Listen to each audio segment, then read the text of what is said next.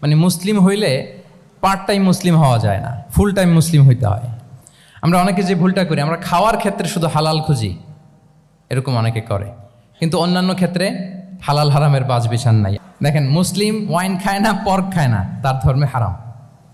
আমার হিন্দু ভাই গরুর গোশ খায় না, এটা তার ধর্মে হারাম, কিন্তু ঘুষ আবার দুই ধর্মে হালাল নাকি? রাসূল সাল্লাল্লাহু আলাইহি ওয়াসাল্লাম বলেছেন, যদি তোমার লজ্জা শরম না থাকে, লজ্জা শরমের মাথা যদি তুমি খাও, তুমি সব করতে পারবা, তোমাকে দিয়ে সব সম্ভব। এবং এই যে ইসলাম যে নারীকে যে ভিআইপি হিসেবে কনসিডার করে, হ্যাঁ, ইসলামের দেয়া নারীর ড্রেস কোড নিয়ে আমাদের অনেকের কত কথা, কত ক্রিটিক। এটা কেন করে? কারণ Islam consider women as a queen. একটা ক্যান্সার হসপিটালে জানতো, ক্যান্সারের 3rd স্টেজে চলে আসছে, ধুকে ধুকে লাস্ট স্টেজে চলে আসছে। আপনার তো অনেক কিছু চাই, আপনি ওকে একটু জিজ্ঞেস করেন যে ভাই আপনি কি চান। বার্ন ইউনিটে যদি কখনো যাওয়ার সুযোগ হয়, দেখবেন যে চিৎকার করে তারা, এত কষ্ট, এই দহনের কারণে এত কষ্ট, তারা চিৎকার করতে থাকে হসপিটালকে কাঁপিয়ে। আপনি ওকে একটু জিজ্ঞেস করবেন, ভাই কি চাও। আপনারা খুব চমৎকার সেমিনারের একটা টপিক নির্ধারণ করেছেন যে আধুনিক যুগে ইসলামিক লাইফস্টাইল। শুরুতে আমি ইসলামিক লাইফস্টাইল বলতে আসলে কি বোঝায়, এই আইডিয়াটাকে, কনসেপ্টটাকে ক্লিয়ার করে আমি আমার মূল আলোচনায় যাব ইনশাআল্লাহ বিইذনিল্লাহ। খুব সহজে যদি বলি, ইসলামিক লাইফস্টাইল হচ্ছে যে লাইফস্টাইল কোরআন সুন্নাহ থেকে উৎসারিত, এবং যে লাইফস্টাইল হচ্ছে এন্ডোর্সড বাই ইসলাম, যে লাইফস্টাইল আমাদের প্রিয় নবী মুহাম্মদুর রাসূলুল্লাহ সাল্লাল্লাহু আলাইহি ওয়া আলিহি ওয়াসাল্লাম তিনি নিজে লিড করে দেখিয়েছেন আমাদেরকে, এটাই হচ্ছে ইসলামিক লাইফস্টাইল।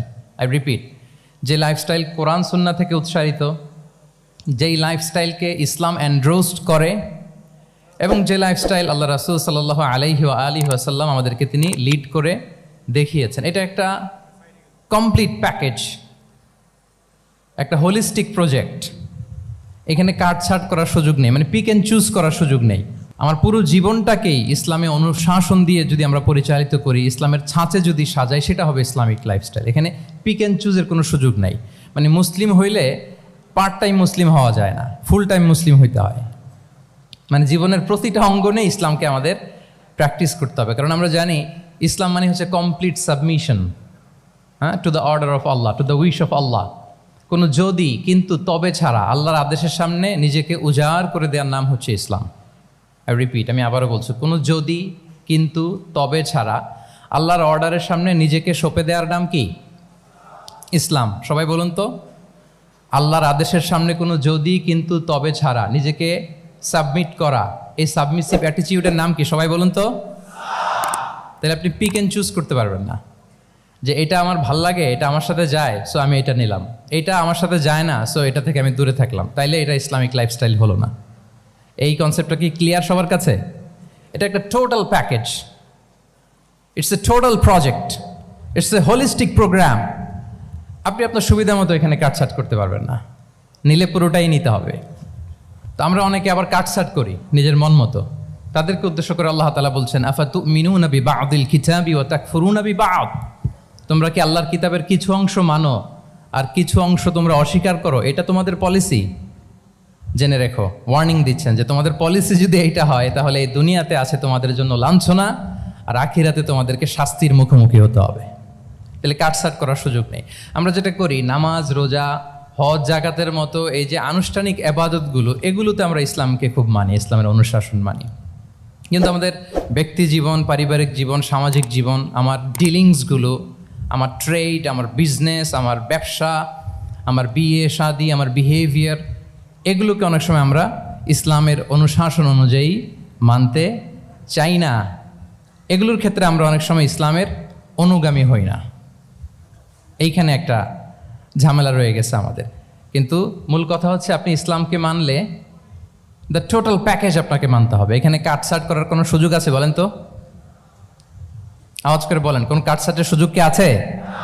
না, কারণ কমপ্লিট প্যাকেজ, কমপ্লিট প্যাকেজ। জীবনের প্রতিটি অঙ্গনকে ইসলামের অনুশাসন দিয়ে সাজানো, বা জীবনের প্রতিটি অঙ্গনে ইসলামকে অনুশীলন করার নামই হচ্ছে ইসলামিক লাইফস্টাইল। মূলত ইসলামই একটা lifestyle. Islam is not merely a set of beliefs and rituals, rather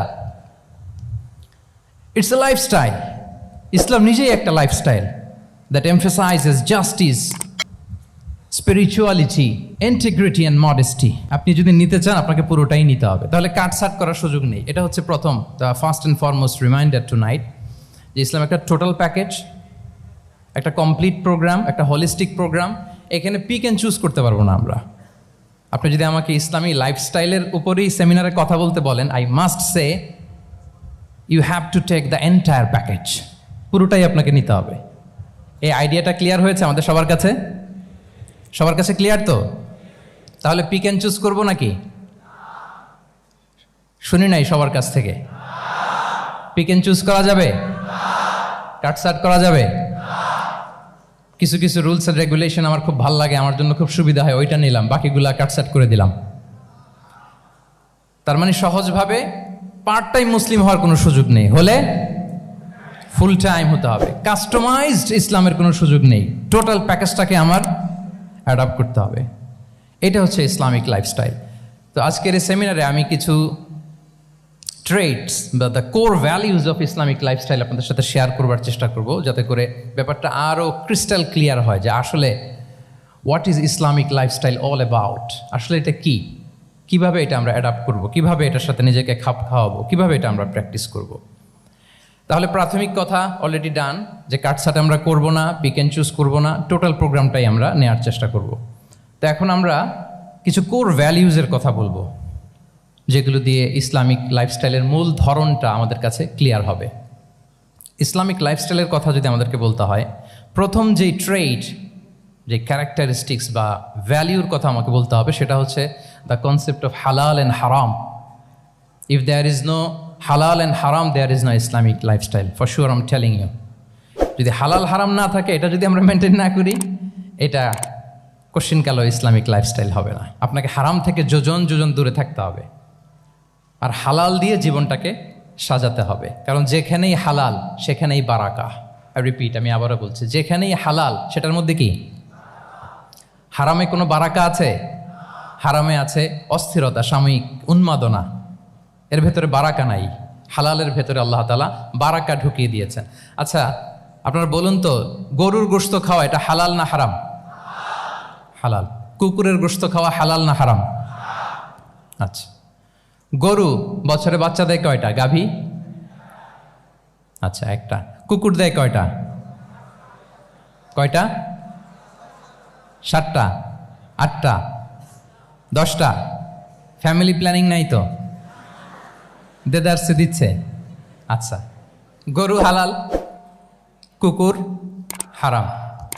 গরু বাচ্চা দেয় কয়টা? কুকুর দেদারসে দিচ্ছে। তারপরেও বলেন, আমাদের এই যে বাংলাদেশে আমাদের কুরবানির ঈদে লক্ষ লক্ষ গরু জবাই হয়, বিয়ের অনুষ্ঠানগুলোতে এত গরুর গোশত আমরা খাই, আর প্রতিদিনের চাহিদা মেটানোর জন্য তো কত গরু কোরবানি করা হয়। এরপরেও বলেন, বাংলাদেশে গরু বেশি না কুকুর বেশি? সবাই বলেন, গরু বেশি না কুকুর বেশি? কারণ কি? হালাল। কারণ কি? এই হালালে বরকত ঢুকিয়ে দিয়েছে কে? তাহলে if there is no concept of halal and haram, there is no Islamic lifestyle. প্রথম core value of Islamic lifestyle হচ্ছে আপনাকে হালাল দিয়ে আপনার জীবনকে সাজাতে হবে। লা ইয়াদখুলুল জান্নাতা জাসাদুন গুযিয়া বিল হারাম। হারাম খেয়ে বর্ধিষ্ণু যে দেহ, সে দেহ আল্লাহর জান্নাতে প্রবেশ করবে না। মানে whatever you consume, it should be halal. এটা হালাল হইতে হবে। শুধু যেটা আপনি খাচ্ছেন এটাই না, কুলু মিম্মা ফিল আরদি হালালাম তাইয়্যিবা, আল্লাহ তাআলা বলেছেন যেটা কনজিউম করবা হালাল হবে, হালাল হতে হবে। তো এটা শুধু এত ন্যারো কনসেপ্ট না, আপনার জীবনের সবটাই হালাল হতে হবে। ইউর ফুড শুড বি হালাল, ইউর ড্রিঙ্ক শুড বি হালাল, ইউর ইনকাম শুড বি হালাল, ইউর ফ্যাশন শুড বি হালাল, ইউর এন্টারটেইনমেন্ট শুড বি হালাল। সব কিছু হালাল হইতে হবে। আমরা অনেকে যে ভুলটা করি, আমরা খাওয়ার ক্ষেত্রে শুধু হালাল খুঁজি, এরকম অনেকে করে, কিন্তু অন্যান্য ক্ষেত্রে হালাল হারামের বাজ বিছান নাই। আমি একটা উদাহরণ প্রায়ই দেই, দেখবেন যে আমাদের বাংলাদেশের সরকারি অফিসগুলোতে তো ঘুষ চলে নাকি? আল্লাহ ঘুষ থেকে এই জাতিকে তুমি হেফাজত করো। আচ্ছা, দেখবেন যে আমাদের বিভিন্ন সরকারি অফিসগুলোর মুসলিম কর্মকর্তারা, তারা ওয়াইন খায় না। আমি দেখেছি, থাইল্যান্ডে গিয়েছে, চায়না গিয়েছে অফিসের কাজে, ওখানে হালাল রেস্টুরেন্টগুলো খোঁজে, কারণ মুসলিম, তার হালাল খাইতে হবে। তো সে ওয়াইন খায় না, পর্ক খায় না, কারণ ইসলামে এটা হারাম। আবার অনেক হিন্দু কর্মচারী, সে আবার গরুর গোশত খায় না, কারণ কি তার ধর্মে ওইটা হারাম। কিন্তু এই মুসলিম কর্মচারী, হিন্দু কর্মচারী দুইজনের নির্বিশেষে মাশাআল্লাহ ঘুষ খায়। এরকম হয় না? দেখেন, মুসলিম ওয়াইন খায় না, পর্ক খায় না, তার ধর্মে হারাম। আমার হিন্দু ভাই গরুর গোশত খায় না, এটা তার ধর্মে হারাম। কিন্তু ঘুষ আবার দুই ধর্মে হালাল নাকি? হ্যাঁ, হালাল না। তার মানে ওই যে pick and choose, you got the point, right? Pick and choose করেছে যে আমার ধর্মের এই নিয়ম আমি মানবো, কারণ এটা আমার জন্য খুব ফ্লেক্সিবল, এটা খুব ভালো লাগে। কিন্তু যেটা কঠিন হয়ে যাচ্ছে, যেটা তার বিরুদ্ধে দাঁড়াচ্ছে, ওইটা সে মানে না। তাহলে পিক এন্ড চুজ করার কোনো সুযোগ, আমরা আমাদের গোটা জীবনকে হালাল দিয়ে সাজাইতে হবে। তাহলে your lifestyle will be Islamic lifestyle. এই কথাটা কি বুঝতে পেরেছেন? তাহলে ইউর ফুড শুড বি হালাল, ইউর ড্রিঙ্ক শুড বি হালাল, ইউর ফ্যাশন শুড বি হালাল, ইউর ইনকাম শুড বি হালাল, ইউর এন্টারটেনমেন্ট শুড বি হালাল, even your relationship should be হালাল। ব্যাপার কি? এটার এত আওয়াজ বেড়ে গেল।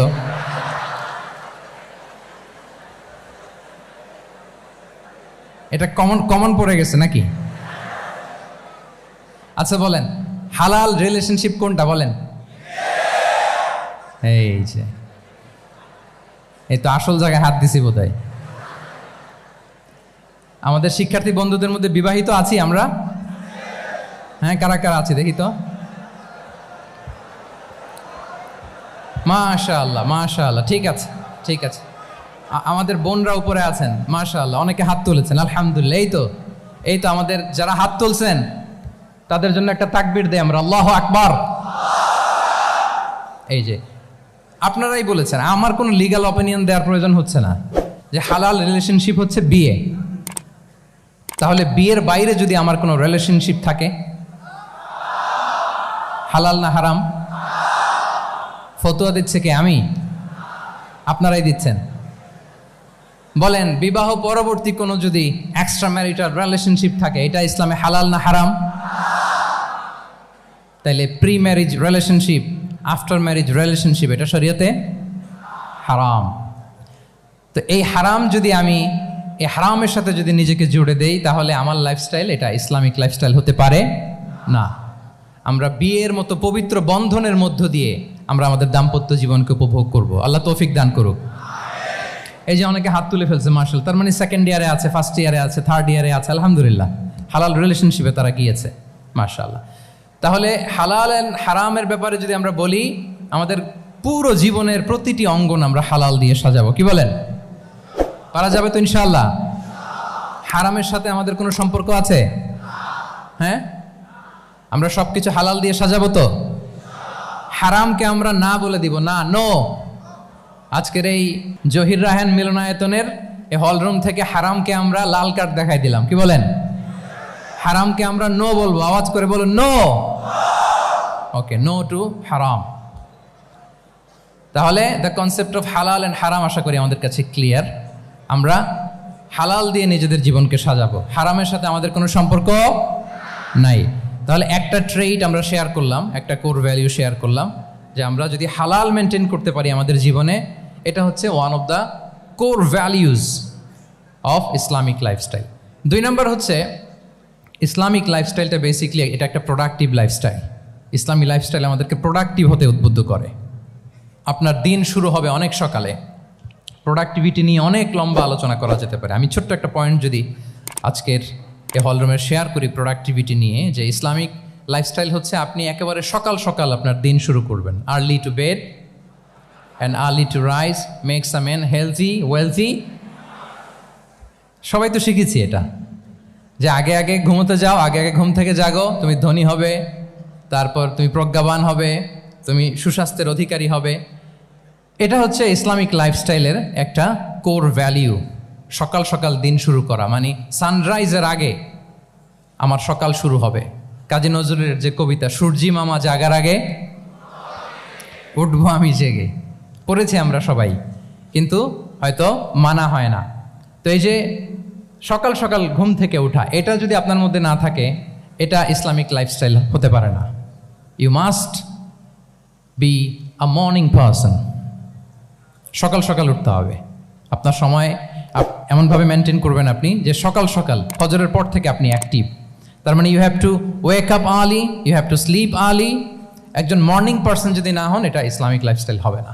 এর কারণ আল্লাহ রাসূল সাল্লাল্লাহু আলাইহি ওয়া আলিহি ওয়াসাল্লাম আমাদেরকে সকালে জেগে থাকার ব্যাপারে ইন্সপায়ার করেছেন এবং তিনি দোয়া করেছেন এই উম্মার জন্য স্পেশালি, যে এই সময়টা এটা ফুল অফ বারাকা, ফুল অফ ব্লেসিংস। তিনি দোয়া করেছেন আল্লাহুম্মা বারিক লি উম্মতি ফি বুকুরিহা। আল্লাহ এই উম্মতের বুকুরটা মানে সকালের সময়টা, লেটস সে সানরাইজের পরে 3-4 ঘন্টা, এই সময়টাকে আল্লাহ আপনি বরকত দিয়ে ভরে দেন। এই সময়টাতে ঘুমানো যাবে না, এটা হচ্ছে বরকতের সময়। এবং আল্লাহ রাসূল সাল্লাল্লাহু আলাইহি সাল্লাম যদি কোনো সামরিক অভিযান প্রেরণ করতেন, এই টাইমে প্রেরণ করতেন, এই বুকুরের টাইমে। এবং সাহাবারা তাদের কোনো ট্রেড ক্যারাভ্যান, ব্যবসায়িক কাফেলা যখন সেন্ড করতেন, এই টাইমটাতে সেন্ড করতেন, কারণ এই টাইমটাতে বারাকা। তো এখন নিজের সাথে মিলিয়ে নেন যে এই টাইমটাতে আমরা কি করি। আমি জানি না আপনাদের কি অভ্যাস। আমি এসে তো শুনলাম যে জাহাঙ্গীরনগর বিশ্ববিদ্যালয়ে নাকি যতজন শিক্ষার্থী ততজনের জন্য এখানে আবাসনের ব্যবস্থা আছে। বাংলাদেশের কোনো ইউনিভার্সিটিতে নাকি এটা নেই। আলহামদুলিল্লাহ, অসাধারণ প্রিভিলেজ, এখানে অনেক সুন্দর সুযোগ। তো এখন বলেন আপনাদের সকালের রুটিন কি, বলেন। ঘুমিয়ে থাকেন না জেগে থাকেন? হ্যাঁ, আচ্ছা, ফজরের পরে আমরা ঘুমাই কারা কারা দেখি? সর্বনাশ। আচ্ছা ঠিক আছে, হাত নামান। আচ্ছা, ফজরের পরে আমরা একটু এক্সারসাইজ করি, পড়াশোনা করতে বসি কারা কারা? মাশাআল্লাহ, আছে কিছু, ঠিক আছে, হাত নামান। এবার 2 বারের 1 বারও যারা হাত তোলেননি তারা হাত তোলেন। আপনারা কি করেন? এইটা হ্যাঁ, ডিভাইস। তো সম্মানিত সুধী মণ্ডলী, আল্লাহুম্মা বারিক লি উম্মতি ফি বুকুরিহা। আপনারা আমাকে এনেছেন ইসলামিক লাইফস্টাইল নিয়ে বলতে, তো আমাকে বলতেই হবে ফজরের পরে ঘুমানো চলবে। প্রথমে আমরা হারামকে না বলে দিলাম, এবার আমরা না করে দিব কোনটাকে? হ্যাঁ, ফজরের পরে আজকে থেকে কোনো ঘুম চলবে। আমি এখানে জবরদস্তি করব না, শুধু আপনাদের সামনে আমি প্রেজেন্ট করছি। যদি সেমিনারের যে টপিক নিয়ে আপনারা শুনতে এসেছেন, এটা যদি আপনি অ্যাডাপ্ট করতে চান, অনুশীলন করতে চান, হ্যাঁ, ফজরের পরে আজকে থেকে কোনো ঘুম চলবে। এই সময়টাতে অনেক বারাকা আছে। তো কি করতে হবে? এটার জন্য আগে আগে ঘুমোতে হবে। কি বলেন?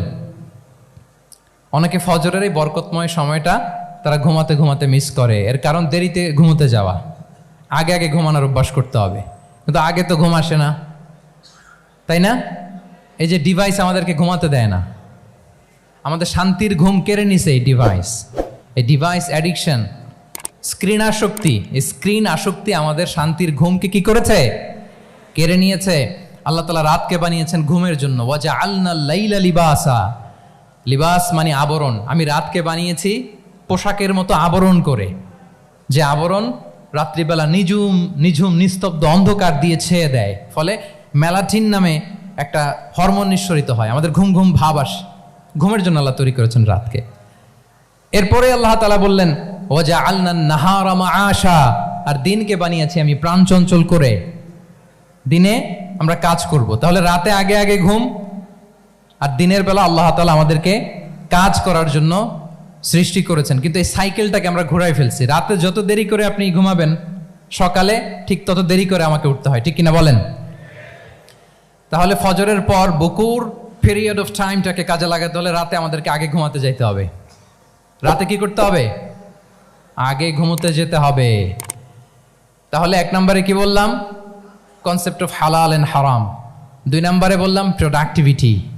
ইসলামিক লাইফস্টাইল হচ্ছে একটা প্রোডাক্টিভ লাইফস্টাইল। এটা মেনটেন করতে হলে প্রোডাক্টিভিটির অনেক কথা। একটা কথা হচ্ছে সকাল সকাল আপনার দিন শুরু করুন। কি পাওয়া যাবে তো ইনশাআল্লাহ? সবাই একসাথে পড়ে ইনশাআল্লাহ। এই যে আমাদের দেরি করে রাতে ঘুম আসে, স্ক্রিন আসক্তি, এই ডিভাইস আমাদের আরামের ঘুম কেড়ে নিছে কেন জানেন? এর কারণ হচ্ছে আল্লাহর দেয়া যে ফিতরাত, এই ফিতরাতকে আমরা উল্টে দিয়েছি। ফিতরাত শব্দটার সাথে আপনাদের পরিচয় আছে? হ্যাঁ, the innate characteristics of a human being. একটা মানুষের যে ক্যারেক্টারিস্টিক্স, যে ইননেট স্বভাব দিয়ে আল্লাহ তাআলা তৈরি করেছেন, নেচার, এটাকে আরবিতে বলে ফিতরাত। এই ফিতরাতের বিরুদ্ধে কিছু করা যাবে না। ইসলামিক লাইফস্টাইল হচ্ছে ফিতরা বেসড লাইফস্টাইল। ফিতরাতাল্লাহিল্লাতী ফাতারান নাসা আলাইহা লা তাবদীলা লিখালকিল্লাহ। আল্লাহর প্রকৃতির অনুসরণ করো, যে প্রকৃতি দিয়ে তিনি মানুষকে সৃষ্টি করেছেন। আর আল্লাহর সৃষ্টি কাঠামোর মধ্যে কোনো পরিবর্তন, কোনো বিকৃতি নেই। সুবহানাল্লাহ বিহামদি। তা আমরা এই ফিতরাতকে চেঞ্জ করে দেওয়ার কারণে এই ঝামেলা। আমরা সবাই এই ফিতরাতের উপর জন্মেছি। কুল্লু মাউলুদিন ইউলাদু আলাল ফিতরা ফাআবাওয়াহু ইউহাউবিদানিহি আও ইউনাসসিরানিহি আও ইউমাজ্জিসানিহি। প্রতিটি নিউ বর্ন বেবি তারা ফিতরাতের উপর জন্মায়, মানে নবজাতক সন্তান ইসলামের উপর জন্মায়। কিন্তু বাবা মা তাকে হয় ইহুদি বানায়, নাসারা বানায় বা অগ্নি উপাসক বানায়। তাহলে এই যে ফিতরাত, আল্লাহর দেয়া ফিতরাতকে যখন আমরা চেঞ্জ করেছি, আমাদের জীবন থেকে বারাকা উঠে গিয়েছে। ফিতরাতকে যদি আরো সহজ করে আমি আপনাদেরকে বুঝাই, তাহলে ফিতরাত হচ্ছে যা কিছু স্বাভাবিক, যা কিছু কল্যাণকর, যা কিছু ভালো, তাই ফিতরাত। আই রিপিট, সুপ্রিয় শিক্ষার্থী বন্ধুরা, ফিতরাত হচ্ছে যা কিছু স্বাভাবিক, যা কিছু ভালো, যা কিছু কল্যাণকর, তাই কি? তাই ফিতরাত। এই যে এখন আরবি কোন মাস চলছে বলেন তো? রজব। এই রজব মাসের ২৬ তারিখ দিবাগত রাত্রে আল্লাহ রাসূল সাল্লাল্লাহু আলাইহি ওয়াসাল্লাম ঊর্ধ্ব জগতের একটা ভিজিটে গিয়েছিলেন। আমরা জানি না সবাই? হ্যাঁ, ইসরা মেরাজের কথা আমরা জানি। সো এই মেরাজ রজনীতে আল্লাহ রাসূল সাল্লাল্লাহু আলাইহি ওয়াসাল্লাম ফিতরাত, মানে what is the essence of ফিতরা, এটা বোঝানোর জন্য হাদিসটা আমি শেয়ার করছি। মেরাজে যখন গেলেন, জিবরিল আলাইহিস সালাম ওনাকে 2টা পেয়ালা দিলেন। তিনি বললেন, উচি চুবি ইনা আইন, আমাকে 2টি পেয়ালা দেয়া হলো। ফি আহাদিহিমা লাবান ও ফিল আখারি খামর। এক পেয়ালায় ছিল দুধ, আরেক পেয়ালায় ছিল মদ। ফা আখাজতুল লাবান ওয়া শারিবতু। যখন 2টা অপশন দেয়া হলো, 2টা পেয়ালা, আমি দুধের পেয়ালাটা নিলাম এবং সেটা পান করলাম। তখন জিবরিল আলাইহিস সালাম বললেন, আসাবতাল ফিতরা, মানে you are guided to the ফিতরা, আপনি সঠিকটাই নিয়েছেন। যেটা ফিতরা, যেটা নেওয়া উচিত, আপনি ওইটাই নিয়েছেন। তাহলে এখন আরো সহজ হবে। যদি 2টা পেয়ালা দেয়া হয়, একটা মদের পেয়ালা আর একটা দুধের পেয়ালা, তো আমরা নিব কোনটা বলেন? হ্যাঁ, তাইলেই ফিতরা হবে। তাহলে কি হবে? তাহলে যেটা স্বাভাবিক, যেটা কল্যাণকর, যেটা আমাদের জন্য ভালো, সেটা হচ্ছে ফিতরাত। তাহলে মদের পেয়ালা, দুধের পেয়ালা, কোনটা নিব? সবাই নিব তো নাকি? আমাদের রুচির যে দুর্ভিক্ষ চলতেছে, অনেকে মদের পেয়ালাই নিয়ে নিবে। কি বলেন? আছে না একদল, তারা কি করে? ওইটা চুজ করে ফেলবে। এবার বলেন, আমরা কোন পেয়ালা নিব, মদের না দুধের? আমাদের ঐতিহ্য, আমাদের রুচি, আমাদের মূল্যবোধকে ধ্বংসের যত আয়োজন দরকার, সব সেট আপ চারদিকে আছে। আল্লাহর ফিতরাতকে ধ্বংস করে দেওয়ার শয়তানি সব আয়োজন আমাদের চারিদিকে। বাট আপনাকে রাইট থিংটা চুজ করতে হবে। তাহলে রাসূল সাল্লাল্লাহু আলাইহি ওয়াসাল্লামকে দুধ দেয়া হলো, মদ দেয়া হলো, তিনি নিলেন দুধের পেয়ালা। তাহলে এটা হচ্ছে ফিতরাত। এটা কি? ফিতরাত। এভাবে সব কিছু চেঞ্জ করে দেয়া হয়েছে। সব কিছু, আমাদের লাইফস্টাইল চেঞ্জ করে দেয়া হয়েছে, আমাদের ফুড হ্যাবিট চেঞ্জ করে দেয়া হয়েছে, আমাদের খাদ্যাভ্যাসের মধ্যে পরিবর্তন। দেখবেন যে এখন আমরা যা খাই, আগে কিন্তু এটা খাইতাম না। এখন আমরা প্রসেসড ফুড খাই, হ্যাঁ, ফাস্ট ফুড খাই, জেনেটিক্যালি মডিফাইড যে ফুডগুলো আমরা খাই, এরপরে ল্যাব মিট, কত যে ভয়ঙ্কর। আপনারা জেনে থাকবার কথা যে ল্যাবে তৈরি মাংস দেখেছেন নাকি আপনারা?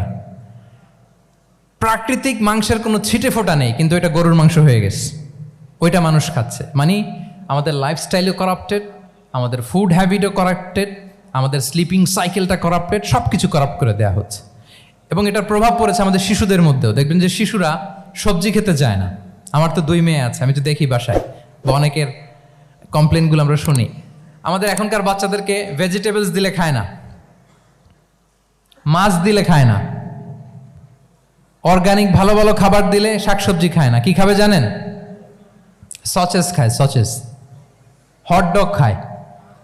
হ্যাঁ, ওই যে আপনি অর্ডার দিয়ে বার্গার এনে দিবেন, পিৎজা এনে দিবেন, ওইটা খাবে। তারপর ইনস্ট্যান্ট নুডলস খাবে, স্যুপ খাবে, ফ্রোজেন যত মিল আছে এগুলো খাবে, টিনজাত খাবার যেগুলো দীর্ঘদিন সংরক্ষণ করে রাখা হয়। তো বলেন, আজ থেকে 30 বছর আগে আমাদের বড়রা কিংবা আমাদের শিশুরা, আমরা কেউ কি এই খাবার খেয়েছি বলেন তো? আওয়াজ করেন, খেয়েছি কেউ? They changed the entire system. কেন আমরা ইসলামিক লাইফস্টাইল নিয়ে কথা বলছি এখন? কারণ আমাদের পুরো সিস্টেমটাই, আমাদের পুরো ফিতরাতটাই ওরা চেঞ্জ করে দিয়েছে। তারপর ডিভাইস ছাড়া বাচ্চারা খেতে চায় না, কার্টুন দেখে দেখে খাওয়াতে হয় ওদের, কি বলেন? আচ্ছা বলেন তো, আজ থেকে 30 বছর পেছনে ব্যাক টু দ্য হিস্ট্রিতে যদি আমরা যাই, 70-এর দশকে, 80-র দশকে বাংলাদেশের কোনো একটা গ্রামের কথা, একটা পল্লীর কথা আপনি একটু চিন্তা করেন তো। রাত 8টার দিকে, 9টার দিকে আপনি ওই গ্রামের কাউকে খুঁজে পাবেন? 70-এর দশকে, 80-র দশকে একটা গ্রামের পরিবেশের কথা যদি চিন্তা করেন, রাত 8টায় সবার কি অবস্থা বলেন তো? আপনি তো ঘুম খুঁজে পান না, আপনার তো ইনসমনিয়া। আমাদের এখন ট্যাবলেট খাওয়া লাগে না ঘুমের জন্য? আমাদের তো ইনসমনিয়া হয়ে গেছে এখন। কিন্তু আজ থেকে বেশি দূরে না, 30 বছর আগের একটা গ্রামীণ পরিবেশের রাত 8টার পরিবেশ হচ্ছে সবাই ঘুম। আমরা তারও 2 বা 3 ঘন্টা পরে ডিনার করব, কিন্তু ওনাদের মাগরিবের আগে বা পরে ডিনার করে ফেলছে, এশার নামাজ পড়েই কি 1-2 জন না, পুরো গ্রাম জামাতে ঘুম। পুরো গ্রাম জামাতের সাথে ঘুম। তো যে লোকটা 8টার দিকে ঘুমালো, উঠবে কখন বলেন?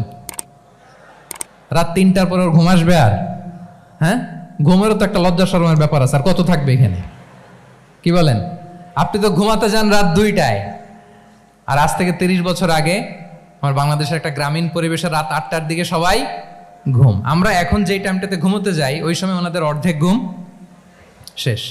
ফজরের নামাজ পড়ে আমাদের বাপ চাচারা কি করতো? হ্যাঁ, একটু ব্যাক টু দ্য হিস্ট্রিতে তাকান না।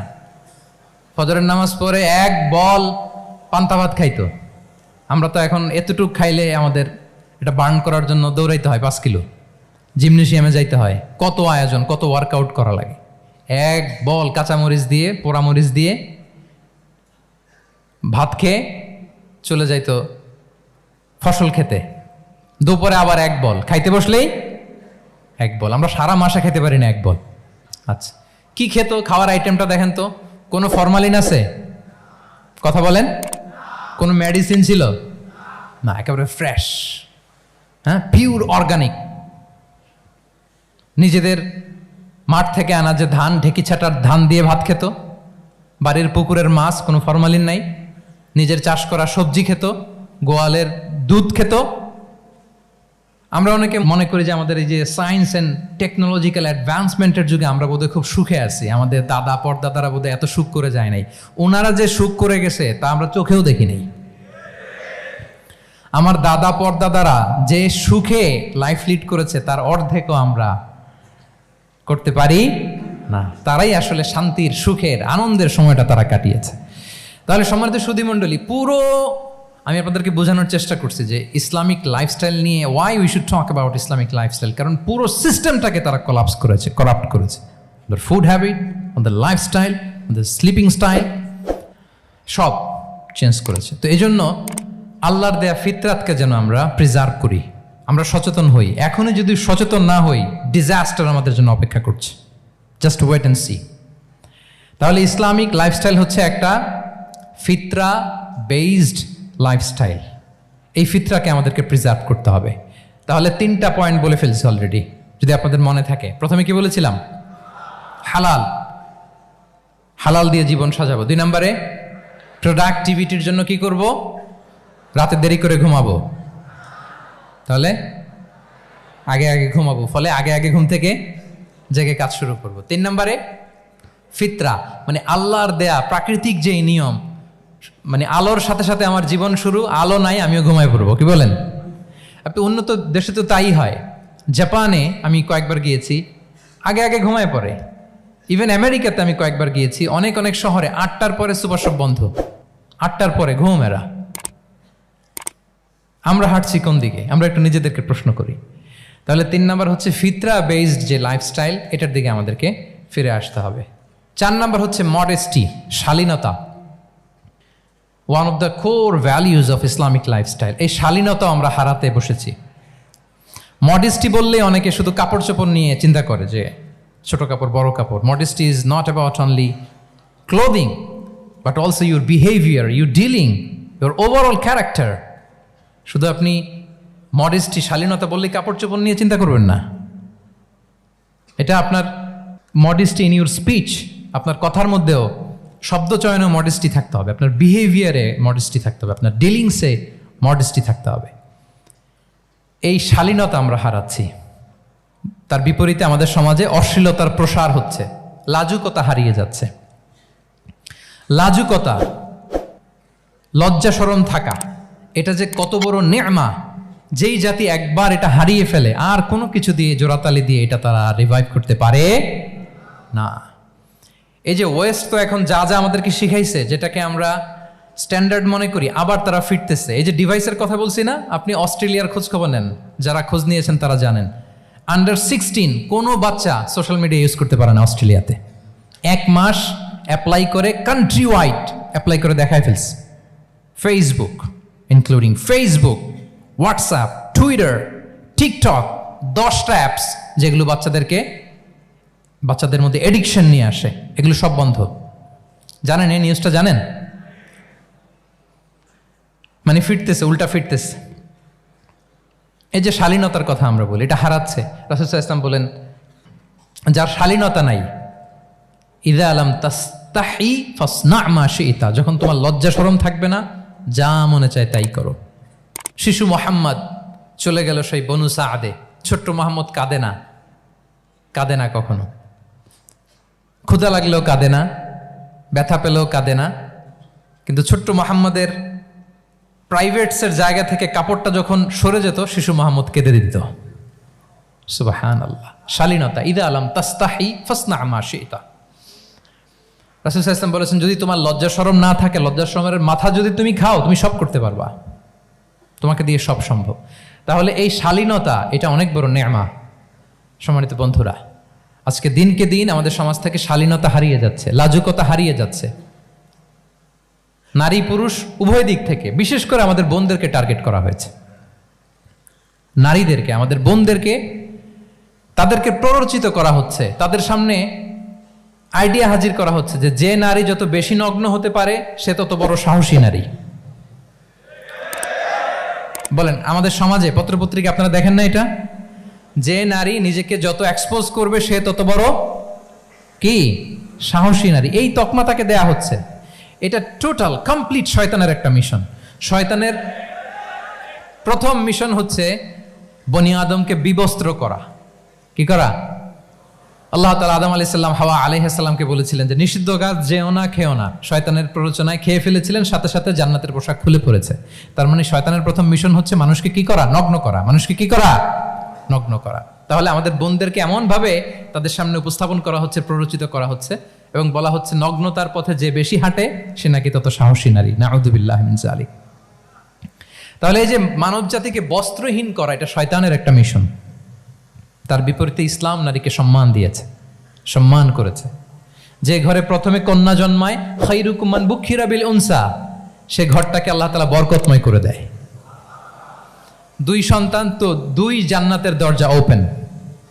2 কন্যা সন্তান, 3 কন্যা সন্তান তো 3টা জান্নাতের দরজা ওপেন। সুবহানাল্লাহ। স্ত্রী হয়ে যখন ঘরে যাবে, যে ব্যক্তি তার স্ত্রীর কাছে সেরা, পরিবারের কাছে সেরা, সে সবার কাছে সেরা, সে আল্লাহর কাছে সেরা। সুবহানাল্লাহ। এবং কোনো মা যদি সন্তান জন্ম দিতে যে মারা যায়, কিয়ামতের দিন আল্লাহ তাআলা ওই মাকে শহীদদের কাতারে দাঁড় করাবেন।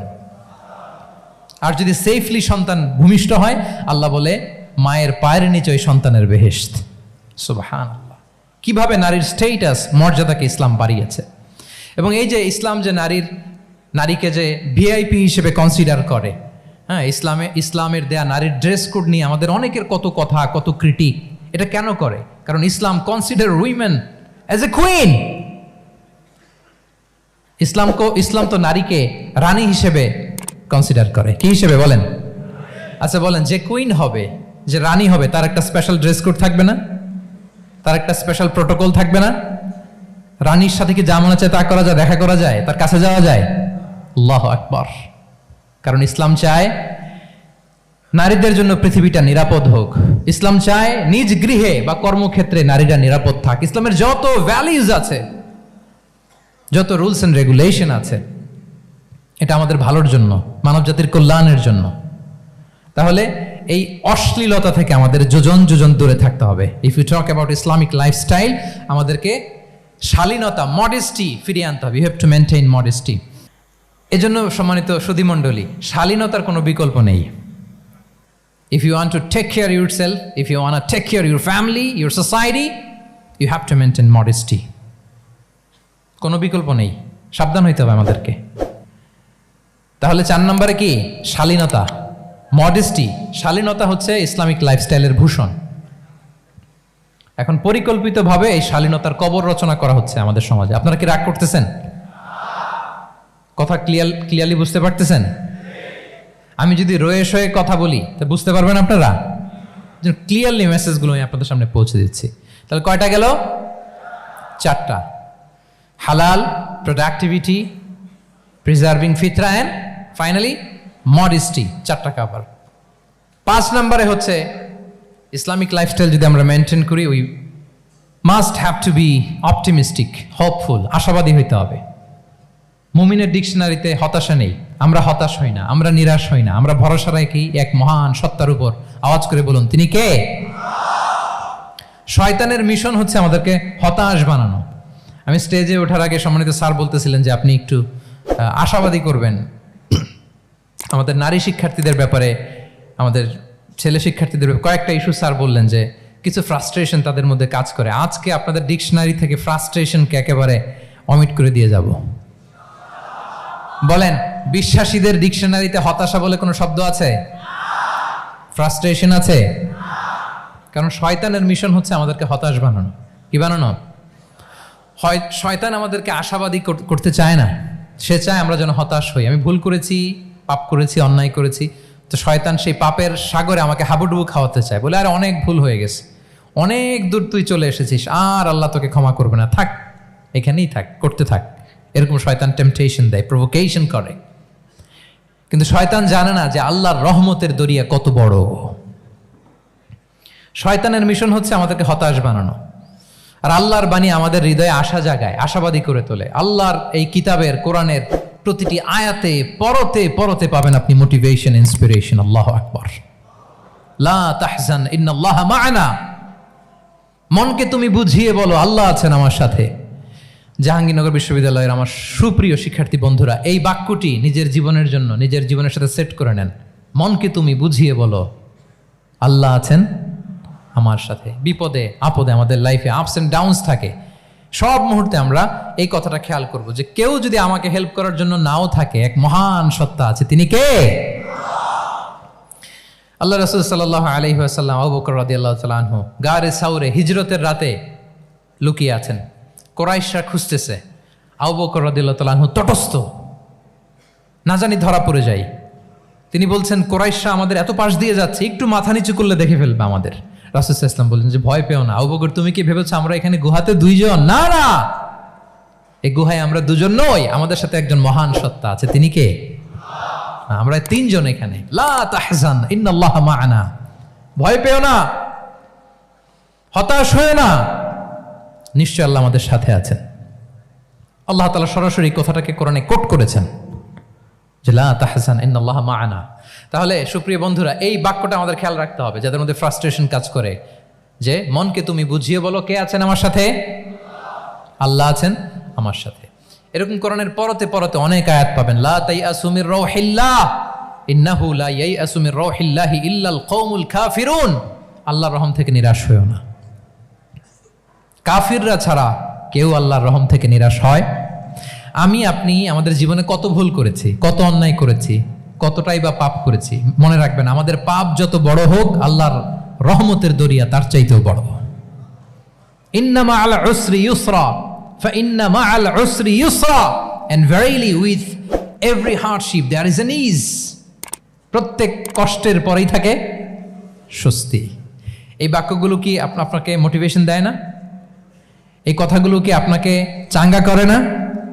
আপনার জীবনে ইন্সপিরেশন হয়ে আসে না এই কথাগুলো? ওয়ালা তাহিনু ওয়ালা তাহজানু ওয়া আনতুমুল আ'লাউনা ইন কুনতুম মুমিনিন। চিন্তা করো না, হতাশ হয়ো না, তোমাদেরই বিজয় হবে যদি তোমরা মুমিন হও। আল্লাহু আকবার।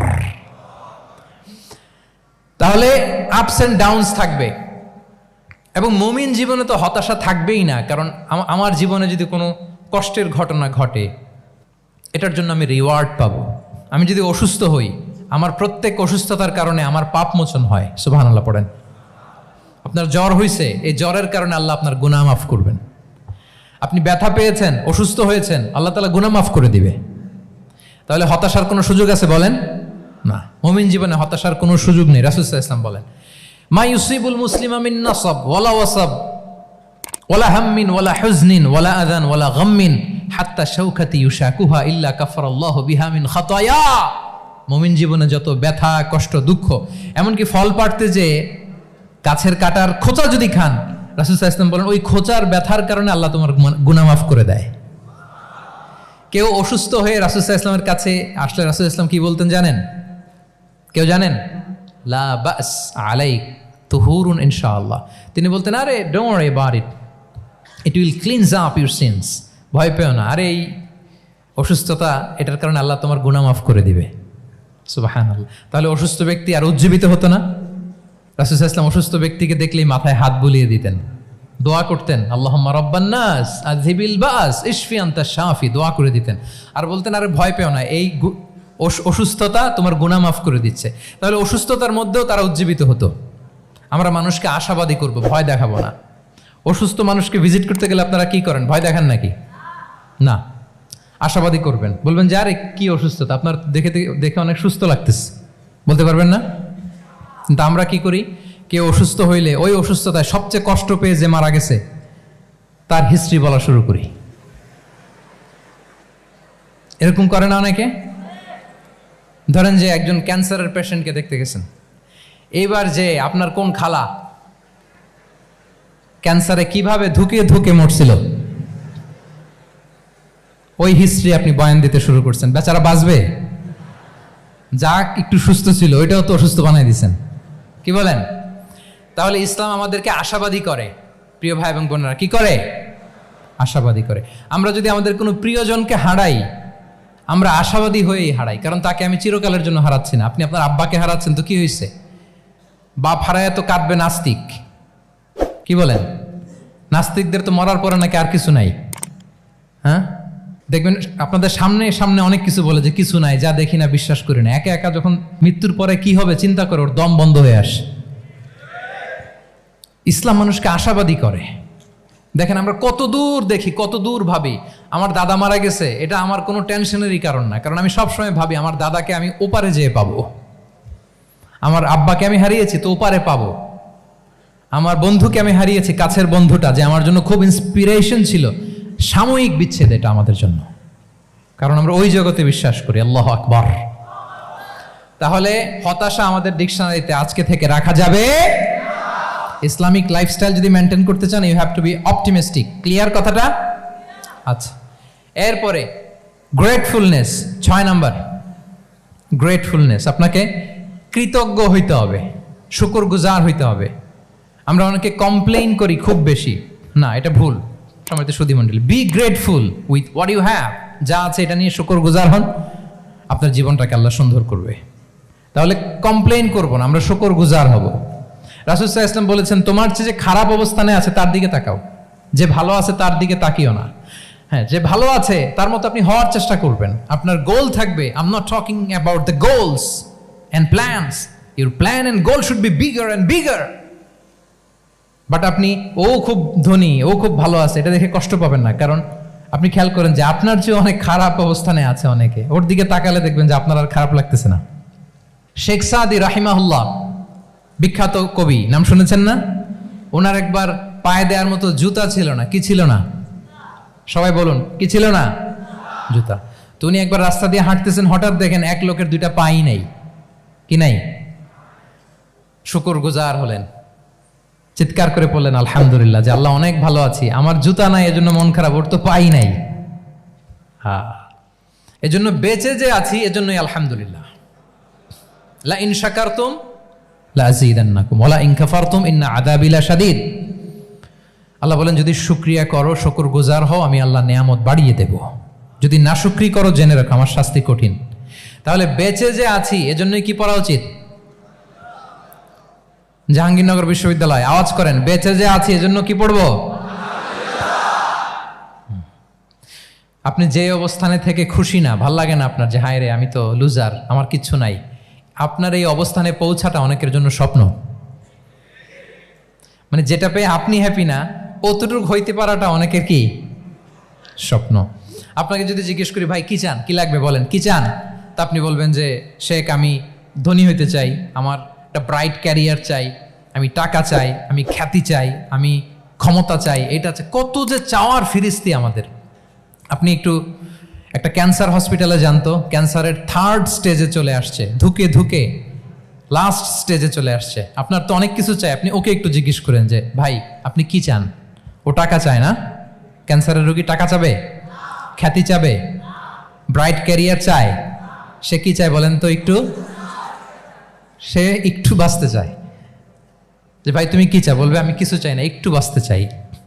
বার্ন ইউনিটে যদি কখনো যাওয়ার সুযোগ হয়, দেখবেন যে চিৎকার করে তারা, এত কষ্ট, এই দহনের কারণে এত কষ্ট, তারা চিৎকার করতে থাকে হসপিটালকে কাঁপিয়ে। আপনি ওকে একটু জিজ্ঞেস করবেন ভাই কি চাও, বলেন তোর চাওয়াটা কি? ও শুধু বাঁচতে চায়, কিন্তু ওই বেঁচে থাকা নিয়ে তো আমাদের কোনো ফিলিংসই নাই। আমরা যে বেঁচে আছি এটা যে শুকরগুজার হওয়ার অনেক বড় একটা কারণ, আমরা এরকম করে ভাবিই না। এজন্য সুপ্রিয় সুধী মণ্ডলী, আমরা যে বেঁচে আছি এজন্য আলহামদুলিল্লাহ। শুধু বেঁচে থাকার কারণে আমরা কি পড়ব? তাহলে গ্রেটফুলনেস। আপনি যদি ইসলামিক লাইফস্টাইলে নিজেকে অভ্যস্ত করতে চান, আপনার যেমনি অপটিমিস্টিক হইতে হবে, অ্যাট দ্য সেম টাইম আপনাকে কি হইতে হবে? গ্রেটফুল হইতে হবে। 7 নম্বরে তাওয়াক্কুল। Put you trust on Allah because only He can help you, only He can protect you. And when you put your trust on Allah, you are in a divine shield. আপনি যখন আল্লাহর উপর নিজেকে ন্যস্ত করেন, আপনি একটা ডিভাইন, একটা প্রোটেকশনের ভেতরে থাকেন। বিশ্বাসীরা কি করে? আল্লাহর উপর ভরসা করে। কি করে? কার উপর? তদবিরের উপর, লবিংয়ের উপর, মামা চাচা? তাহলে আল্লাহর উপর ভরসা হবে। কার উপর? ফাইদা আযামতা ফাতাওয়াক্কাল আলাল্লাহ। আল্লাহর উপর ভরসা করব। এমনকি ঘর থেকে বের হওয়ার সময় রাসূল সাল্লাল্লাহু আলাইহি ওয়াসাল্লাম আমাদেরকে বলেছেন আল্লাহর উপর তাওয়াক্কুল করো। আমরা কি দোয়া পড়ি বলেন তো ঘর থেকে বের হয়ে? বিসমিল্লাহি তাওয়াক্কালতু আলাল্লাহ। এই তাওয়াক্কুল নিয়ে আমাদের অনেক মিসকনসেপশন আছে। আমাদের মধ্যে একটা প্রবণতা আছে, অনেকে বলে যে যা হবে হবে, আল্লাহ ভরসা। বলে যে যা হবে হবে, কি ভরসা? কথা বলতে হবে তো আমার সাথে। আপনার কি বোরিং হচ্ছেন? ওরে আল্লাহ, অনেক রাত হয়ে গেছে, তো শেষ করে দেই তাহলে। আর কয়েক মিনিটের মধ্যে শেষ করবো ইনশাআল্লাহ। তাহলে অনেকের মধ্যে একটা প্রবণতা আছে, তারা বলে যে যা হয়েছে হয়েছে, কি ভরসা? যা করে আল্লাহ, আল্লাহ ভরসা। এটা it's not the concept of তাওয়াক্কুল। এটা তাওয়াক্কুল নয়। ইসলামে তাওয়াক্কুল is always at the second step. The first step is your effort. প্রথমে আপনি চেষ্টা করবেন, এরপরে আপনি আল্লাহর উপর তাওয়াক্কুল করুন। কিছু না করে যদি বলেন আমি আল্লাহ ভরসা, এটা আল্লাহ ভরসা হয়েছে? এটা আপনার মন গড়া একটা কথা হয়েছে, কিন্তু এটা তাওয়াক্কুল হয়? আমাদের অনেকে অলসতা, অকর্মণ্যতা, অপারগতা, হীনমন্যতা এগুলোর তাওয়াক্কুল বানায় ফেলাইছে। হাত গুটায় বসে থাকবে, কাজ করবে না, অলস, আর বলে কি আল্লাহ ভরসা। রিজিকের মালিক আল্লাহ, কিছু করবে না আর বলে আল্লাহ ভরসা। প্রিয় ভাইরা, রাসূল সাল্লাল্লাহু আলাইহি ওয়াসাল্লাম তিনি অলসতা, অকর্মণ্যতা, হীনমন্যতা, কাপুরুষতা, ভীরুতা এগুলো থেকে আল্লাহর কাছে পানাহ চেয়েছেন। নিজের সাধ্যের সবটুকুন তিনি করেছেন, তারপরে আল্লাহ ভরসা করেছেন। এবং পাখিকে ইসলামে তাওয়াক্কুলের মডেল বানানো হয়েছে। রাসূল সাল্লাল্লাহু আলাইহি ওয়াসাল্লাম বলেন লাউ আন্নাকুম তাতাওয়াক্কালুনা আলাল্লাহি হাক্কা তাওয়াক্কুলি লা রাযাকাকুম কামা ইয়ারযুকুত তুয়ুর তাগদু খিমাসান ওয়া তারুহু বিতানান। মানে তোমরা যদি পাখির মতো তাওয়াক্কুল করো, তাহলে পাখিকে আল্লাহ যেমন রিজিক দেয় তোমাদেরকেও রিজিক দিবে। পাখি কি করে বলেন তো? প্রতিদিন সকালবেলায় ওর ঘরের ভিতরে বসে বলে যে আল্লাহ ভরসা। বলে? বরঞ্চ কি করে সে? সকাল সকাল কিচির মিচির রবে, দিক দিগন্ত মাতিয়ে সে বের হয়ে যায়, সারাদিন ঘুরতে থাকে। তাহলে খালি পেটে সকালবেলায় পাখিগুলো বের হয়ে যায়, আকাশে বাতাসে ছুটে বেড়ায়, আর বিকেল বেলায় ওদর পূর্তি করে প্রতিটা পাখিকে তার নিড়ে ফিরিয়ে দেয় কে? আপনারা তো বোঝা অনেক সহজ। আপনাদের জাহাঙ্গীরনগর এটা তো নাকি পাখিদের অভয়ারণ্য শুনলাম আমি, কখনো আসা হয়নি আমার, দিনের বেলা আসা দরকার ছিল, তাহলে আপনাদের ক্যাম্পাস বিউটি আমি দেখতে পেতাম। তো পাখি কিন্তু বসে থাকে না, সকালে কি করে? খালি পেটে পাখিগুলো বেরিয়ে যায়, ওরা ওদের রোল প্লে করে, চেষ্টা করে, এরপরে বিকেলবেলা ওদর পূর্তি করে তাদেরকে নিড়ে ফিরিয়ে দেয় কে? তাহলে পাখিকে তাওয়াক্কুলের মডেল বানানো হয়েছে। আপনি হাত গুটিয়ে বসে থেকে বললেন আল্লাহ ভরসা, এটা হয়েছে না। আপনি আপনার সর্বোচ্চটুকুন চেষ্টা করবেন, সব করার পরে এরপরে আপনি বলবেন আল্লাহ ভরসা। তাহলে তাওয়াক্কুল হলো প্রথমে যে কোনো জিনিস অ্যাচিভ করার জন্য পরিকল্পনা করা, তারপর সে পরিকল্পনা বাস্তবায়নের উপায় বের করা, তারপর বিভিন্ন উপায় উপকরণের সাহায্য নিয়ে সেটা অ্যাচিভ করার জন্য প্রাণান্তকর প্রচেষ্টা চালিয়ে যাওয়া, অবশেষে ফলাফলের জন্য কার উপর নির্ভর করা। দিস ইজ কল্ড তাওয়াক্কুল। এখন আমি কিছুই করলাম না, বললাম যে যা করে আল্লাহ, তাওয়াক্কুল হয়েছে তো না? আমাদের সমাজে দুইটা ধারণা, কেউ কেউ বলে আরে আমি তো সব করব, তাওয়াক্কুলের দরকার কি? Absolutely wrong. আবার অনেকে মনে করে আল্লাহই সব করে দিবে, এটাও absolutely wrong. The concept of Islam is in between this two extreme lines. এই দুইটার মাঝখানে হচ্ছে তাওয়াক্কুল। তাহলে তাওয়াক্কুলের মেকানিজম হচ্ছে আমার সাধ্যের সবটুকুন আমি করব, তারপরে আল্লাহর সাহায্য আসবে, সেজন্য আমি তাওয়াক্কুল করব। আপনারা মুসা আলাইহিস সালামের ঘটনা জানেন। উনি যখন বনী ইসরায়েলকে নিয়ে লোহিত সাগরের সামনে আসলেন, ফেরাউন তার সৈন্য নিয়ে ধাওয়া করলো, আল্লাহ তাআলা সাথে সাথে কি রাস্তা বানাই দিলেন নাকি? সাগরের মাঝখানে না। আল্লাহ বললেন আনিদ্রিব বিআসাকাল বাহর, লাঠি দিয়ে একটা বাড়ি মারো সাগরে। মুসা আলাইহিস সালাম বাড়ি না মারলে তো আল্লাহ রাস্তা বানাতে পারতেন না, না পারতেন না? পারতেন, কিন্তু এটা তাওয়াক্কুলের মেকানিজম নয়। ওনাকে বলেছেন বাড়ি মারো, উনি লাঠি দিয়ে বাড়ি মারলেন, বিশাল রাস্তা হয়ে গেল। মারিয়াম আলাইহিস সালাম যখন ঈসা আলাইহিস সালামকে ডেলিভারি করলেন, ক্লান্ত শ্রান্ত ক্ষুধার্ত, কি খাবেন? আল্লাহ তাআলা বললেন ওয়াহুজ্জি ইলাইকি বিজিযইন নাখলাতি তুসাকিত আলাইকি রুতাবান জানিয়া, মানে মারিয়াম একটু কষ্ট করে উঁচু হয়ে পাশে একটা খেজুর গাছ আছে, ওটা ডাল ধরে টান দাও, টসটসে পাকা খেজুর পড়বে নিচে, ওটা খাও। উনি টান না দিলে আল্লাহ এমনি অটোমেটিক্যালি পাঠাতে পারতেন না খেজুর? আল্লাহ পাঠাননি।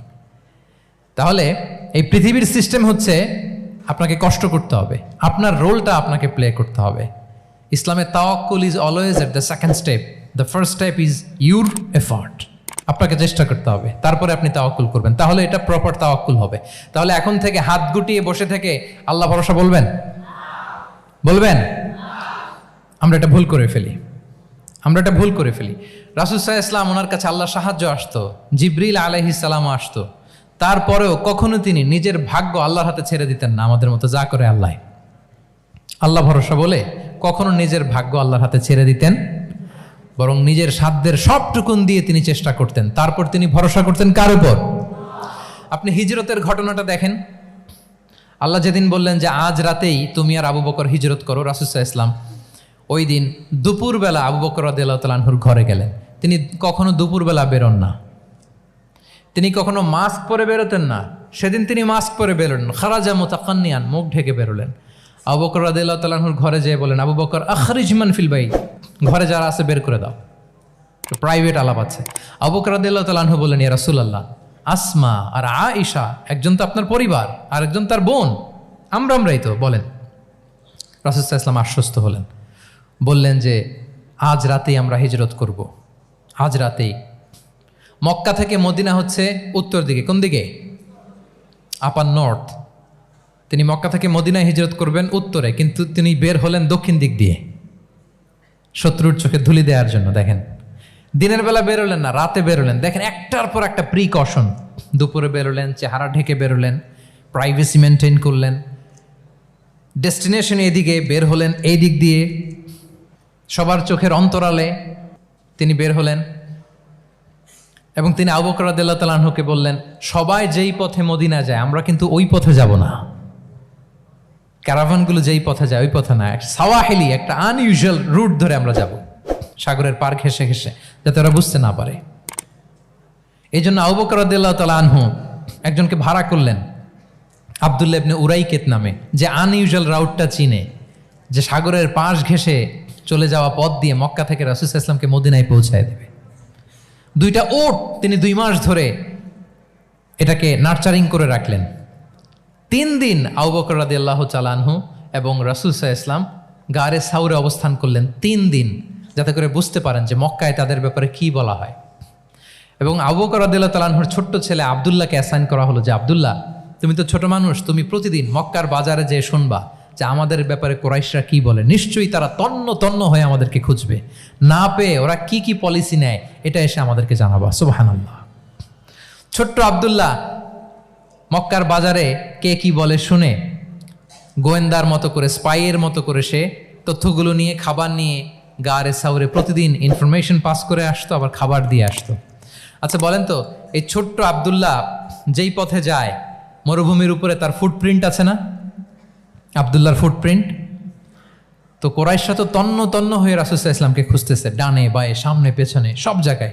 তারা যদি আব্দুল্লাহর ছোট্ট পায়ের ছাপ পায় আর সেটাই যদি ফলো করে, তাহলে ডিরেক্টলি তারা কোথায় যেয়ে পৌঁছবে? রাসূল সাল্লাল্লাহু আলাইহি ওয়াসাল্লামের কাছে, গারে সাউরে। আল্লাহ রাসূল সাল্লাল্লাহু আলাইহি ওয়াসাল্লাম কি করলেন? আবু বকর রাদিয়াল্লাহু তাআলা আনহু কি করলেন? আমির ইবনে ফুহায়রা নামে আরেকটা লোককে অ্যাসাইন করলেন যে 3 দিনের জন্য আব্দুল্লাহ যখন তথ্য নিয়ে খাবার দিয়ে চলে যাবে, আমির ইবনে ফুহায়রা তোমার কাজ হচ্ছে যেই পথ দিয়ে আব্দুল্লাহ হেঁটেছে এই পথ দিয়ে তুমি আমাদের ছাগলগুলোকে একটু চড়াই দিবা। তাহলে ওখানে ওই বাচ্চার আর ফুটপ্রিন্ট থাকবে না, ওই ছাগলগুলোর পায়ের ছাপ থাকবে। অনেক লম্বা ঘটনা, এরকম একটার পর একটা প্রিকশন আল্লাহ রাসূল সাল্লাল্লাহু আলাইহি ওয়াসাল্লাম এবং আবু বকর রাদিয়াল্লাহু তাআলা আনহু ওনারা নিয়ে তারপরে হিজরতের পথে রওনা হয়েছেন। এবং যখন রওনা হয়েছেন, রাসূল সাল্লাল্লাহু আলাইহি ওয়াসাল্লাম আর ডানে বায়ে তাকান না, তিনি কোরআন তেলাওয়াত করছিলেন। হি ওয়াজ রিসাইটিং দ্য কোরআন, কারণ now he is in the state of তাওয়াক্কুল। এখন তিনি তাওয়াক্কুল করতেছেন। তাহলে বলেন তো, তাওয়াক্কুল কি শুরুতে না শেষে? তারপরে কতটা শেষে? আপনার চেষ্টা, আপনার তদবির, আপনার লবিং, আপনার এফর্ট, আপনার সাধ্যের নাগালে থাকা সব কিছু উজাড় করে দেওয়ার পরে আপনি বলবেন তাওয়াক্কালতু। আমরা করি কি?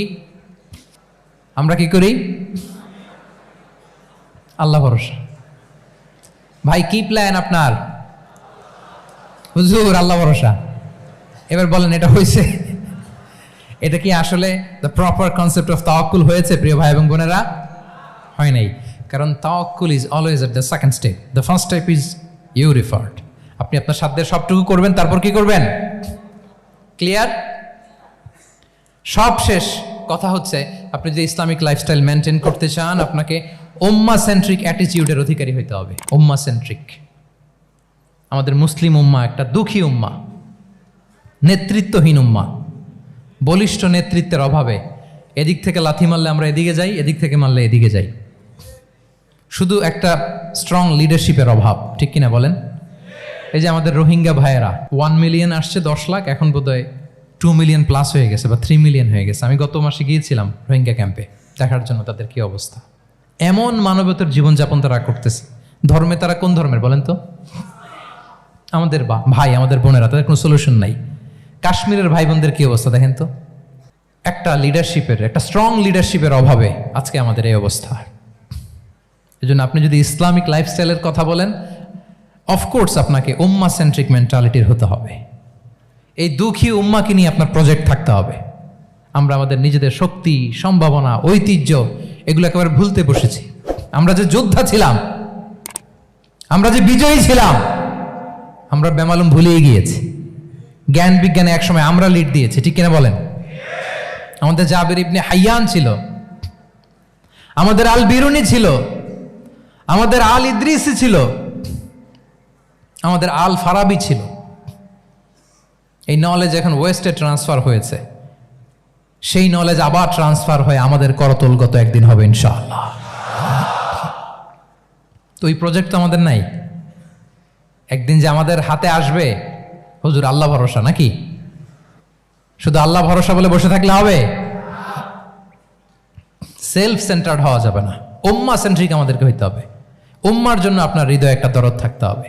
অন্যের জন্য কাজ করার একটা মেন্টালিটি আমাদের গ্রো করতে হবে। যারা অন্যের জন্য করে তারা জানে যে এটাতে কি সুখ, কি মজা। আপনি অন্যকে দান করে দেখেন, একটা সুখানুভূতি আপনার মধ্যে কাজ করবে। এবং রাসূল সাল্লাল্লাহু আলাইহি ওয়াসাল্লাম বলেন, আল্লাহু ফি আউনিল আবদি মা দামাল আবদু ফি আউনি আখিহি। আল্লাহ তাআলা ততক্ষণ পর্যন্ত বান্দার সাহায্যে থাকে, ওই বান্দার, যতক্ষণ পর্যন্ত এই বান্দা তার ভাইয়ের সাহায্যে থাকে।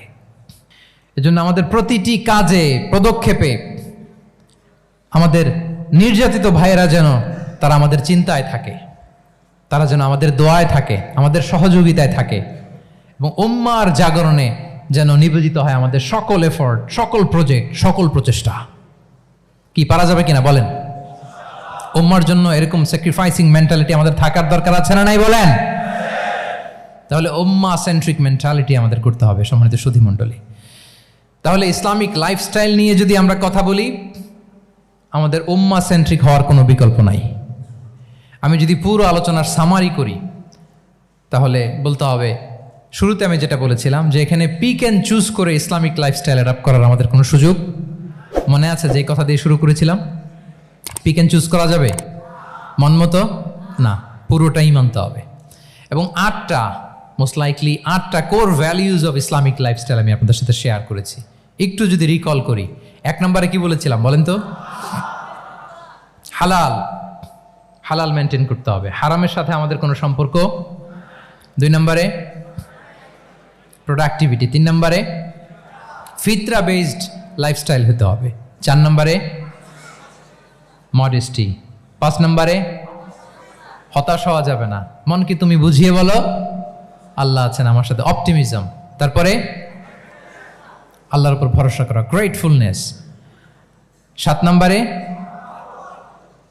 কোনো কিছু না করে, হ্যাঁ,